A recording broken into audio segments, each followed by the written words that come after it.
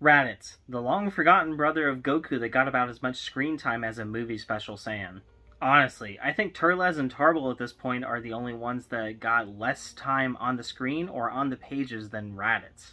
And I honestly thought that was always such a shame. I mean, honestly, we're in an era now where Frieza is back alive, roaming around, conquering planets once more, and possibly becoming an anti-hero at some point. Who really knows? So, why not bring Raditz back into the fold? Well, that's what we aim to do with today's continuation of the story, What If Raditz Fought Goku at Kame House. Now, if you're new to this channel, you might be wondering how the heck that would actually change the outcome of anything. Well, part 1 is right above my head. Go check it out and be sure to subscribe. It helps the channel out immensely. In our last part, we saw the beginning events of Dragon Ball Super. It was a true battle of gods, but not just the Super Saiyan God versus Beerus. No, Ultimate Piccolo got in on the action as well. We learned that Piccolo and Gohan had been training together quite often, and the results certainly showed off. Piccolo, as it so turned out, was a little bit stronger than even Super Saiyan Goku, and Beerus was sure to mention it. Having a basic idea of how Saiyans are, he figured it would get under Goku's skin and motivate him to train more. Plus, Beerus just kind of found it funny. But what's not as funny are the people with a vendetta against the Dragon Team still roaming around space. The likes of Cooler, Gas, and others are still out there, and they're plotting something. What could it be? Let's find out. Cooler gazed at the planet made available to him on the view screen of his mothership. This was it. Everything that he had been aiming towards for the last couple of years. Ever since he had recomposed himself and pulled together what was left of the Frieza Force and Cold Force under his reign, he had been aiming to find this planet. He thought back to his multiple defeats at the hands of the Dragon Team. Sure, he could just go to Earth at any time and try to blow it up if he wanted to. None of them could breathe in space, so it would be an easy victory. But it wasn't satisfying. He wanted to beat them his way, by showing the superiority of his family, fully intact. But right now it was just him. His brother was dead. His father was dead, albeit partially his own fault in that matter, but that's beside the point. No, the point of it all was to bring his family back, one way or another, and he knew just how to do it. Earth was kind of not an option. Sure, there were Dragon Balls there, and he could attempt to gather them in order to revive his family. However, there were a lot of strong people there that would somehow put a stop to it. Even though he was confident in his strength against any individual one, all of them together was just too much. So, he had to think of a backup plan. However, the backup plan always eluded him. Where could he possibly find another set of Dragon Balls? Well, that's what the last 2 years were for. He was gathering intel, trying to find the location of the one thing he needed, another set of Dragon Balls. And as he gazed at the green, lush planet below, a smile spread across his face. Ah, Namek. There it is. It's time to finally do what my brother could not. It had been a little while since Goku and Piccolo both had their chance at fighting Beerus. During this time, some of them had actually made the trip over to Beerus' world. Piccolo had not elected to do it yet, sticking with his regular training regimen, but it was something he had in mind. The ones who actually made regular trips there were Goku, Raditz, Vegeta, and Gohan. Gohan, you see, figured out how to multitask. Having trained on Yard Rat as much as he had learned the multiform technique. And, utilizing it, he managed to have a presence both in the work field and over on Beerus' planet. This meant that Gohan's strength wasn't nearly as substantial. However, he was there more so to learn techniques. Having unlocked the ultimate form, really, it was just his skill being honed that mattered. Now what about Nappa, you might ask? Well, he spent about half his time on that planet and half his time on Earth. He never bothered to learn techniques such as multiform. However, he did want to balance it out. So he compromised. He spent half his time at the lookout and half his time on the planet. And sure, it meant that he was falling behind, but at his age, he wasn't as concerned about those things anymore. He was granted the power of Super Saiyan God, and it was substantial. And honestly, kind of easy on his body, easier than the likes of Super Saiyan 3. He decided when the time was right he would amp up his training, but for now, it seemed like they weren't aiming for anything specific. They were just honing their skill over there. And Nappa, he already had skill. That being said, another reason he stuck around was because he still felt a little uneasy about a more recent resident of the Lookout. Recoome, after the events of the Buu Saga, decided to stick around and follow in the footsteps of Nappa, becoming another pseudo-guardian. But where Nappa insisted on clinging to Dende and keeping him personally safe, Recoome constantly went down to the ground with his force in order to get things in check when crime happened. This self-proclaimed Raccoon Force, only said so by Raccoon himself, was comprised of several familiar faces. It was Trunks, Goten, Keeny, and Marin, the children of the Dragon Team members. They had taken a liking to Raccoon after the events of the Buu Saga. After he was freed from his Majin grasp, he really came around and showed a kind side, and being a bit of a buffoon and just all around funny, they decided that they would cling to him, and so the Raccoon Force, again, only said so by Raccoon, was formed. There were honestly a lot of powerful people present on Earth. Nappa really didn't have a reason to stick around, but he just had a feeling that he was going to be needed at some point. And Nappa might be correct down the road, but right now, it's Namek that's in need. Over on the Green Planet, a hefty battle was ensuing. It was a lot more resistance than what Cooler had expected. Based on his intel, what he had known was that Frieza trounced over the place up until Goku interrupted the show and defeated him. This, however, was a lot more, and it wasn't just Namekians on the planet.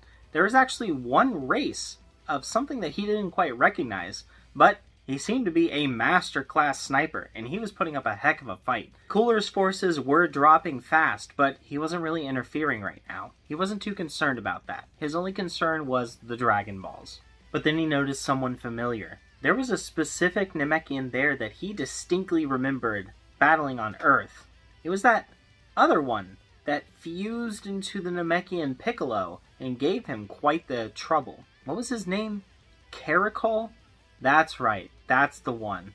Yeah, what was he doing here? He promptly flew over and interrupted Caracol as he was in the middle of trouncing Cooler's forces. You're that one pesky Namekian that gave me so much trouble on Earth. It might be your lucky day. You're the one that I've decided to keep alive. Caracol didn't have time to react. He was strong, but as soon as Cooler went into his golden form, he didn't stand a chance. He was promptly knocked out. The forces on Namek quickly fell. Moneto and Granola made their escape, but the rest of the people were captured or killed. Elder Mori and Caracol were about all that was left. But this was one of the things that Cooler had trained for. He focused himself and really scoped the area around, feeling for energy presences no matter how weak. Even ones too weak to be picked up by a scouter. He landed on a building and promptly blew it away. Inside of the building, left completely intact, was a small Namekian, just a child. Tell me, Elder, are you sentimental? Sentimental. If this is about the life of that child, go ahead and spit out what's on your mind. No need for the hostility, Elder. You see, I'm sentimental as well. I come with but one humble goal, to return my family to life. Can you help me with that? Cooler asked, as he aimed a hand directly at the child and began to charge up an attack. Elder Mori gave in, and Porunga was summoned. The first wish was to bring back his family. This brought back Frieza and King Cold. Now, both of what was left of their bodies were on the mothership, and they were promptly put into incubation chambers so that they could be put back to their former glory. With that, he told Elder Mori to pause for a moment. He pulled out a book, a very old one, and began flipping through the pages once more. This was a book that he had read over and over again over the last few years. During his time with Babidi, he was under his control. However, he did remember everything that happened, including locations that Babidi took him to. There were certain areas, strongholds of his that housed information, knowledge in the form of books and various other things that he could study, and he spent a lot of that time doing so. At first, it was just to try to find the location of Namek, but then, after a little bit of time, he realized it would be out of date because Namek was no longer where it was before. But then he started to come across interesting things. Historical texts regarding the Saiyans. There was information on the legendary Super Saiyan, and it didn't quite match up with what they had. Instead of it being a regular golden hair that they managed to sport against him, instead, it was something else, more greenish. But that didn't seem as important as the fact that a Super Saiyan God was something that was written about in several instances. And while he was reading into that, all he could really hope for was that none of them would achieve it. This Super Saiyan God power seemed like it could very well be on par with his golden abilities, or even surpass them. And if it came to the point where every individual Saiyan could be on par with him, that would spell trouble because he would be outnumbered very quickly. Even with Frieza and King Cold revived, it could still be a massive hassle. But during his time reading through that, he found more information about Saiyans, including a Saiyan in particular that did not like the idea of a Super Saiyan God. Apologies, Elder. I just want to get the name right here. Ah, yes. Here we go. Translate this one for me, will you?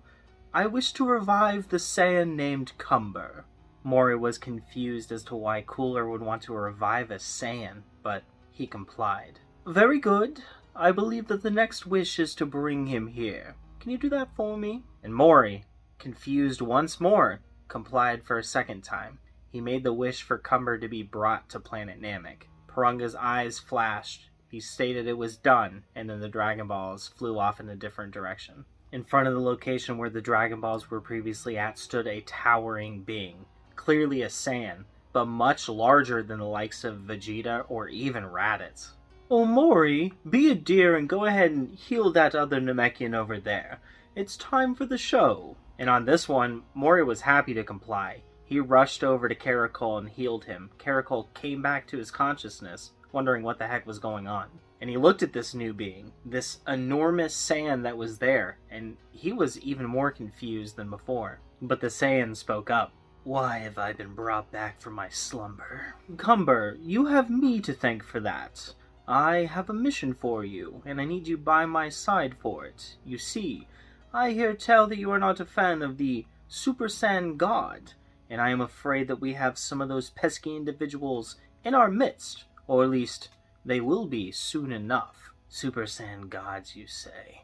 Unacceptable. No Saiyan should be as such. Pure of heart? Don't make me laugh. The Super Saiyan God needs to be pure of heart, you say? Ah, yes. Then I do believe that we will have problems to take care of. What do you say, Cumber? Will you side with me on this? Well, it seems as though you not just restored my life, but you've also given me purpose. I guess I could side with you, at least for now, but I may want to go my own way once this is done. That, of course, seems fair enough to me, Cumber. Now, I would like to see a display of your power before we continue. I've offered you up this Namekian here, quite the formidable fighter, but should be no problem for you. Would you mind showing me just what you've got? And just as quickly as it became clear to Caracol just what was going on, he was gone. Cumber came on him in an instant, and he did not stand a chance. He promptly took him out. But clear off across the universe, it was felt by another individual. Piccolo, having fused with Caracol in the past, seemed to have some sort of a bond. It wasn't quite as strong as the likes of Kame, so he didn't die when Caracol died, but he felt it. He knew it in his heart that it had happened, and it infuriated him. Elder Mori was left sobbing on the ground. Everyone he knew and loved was dead, except for the one Namekian child. Cooler left him there as an example, and as the two of them were boarding a ship, suddenly, another power was felt. Cooler! Taking a leave again right after all this carnage you caused? It's unacceptable!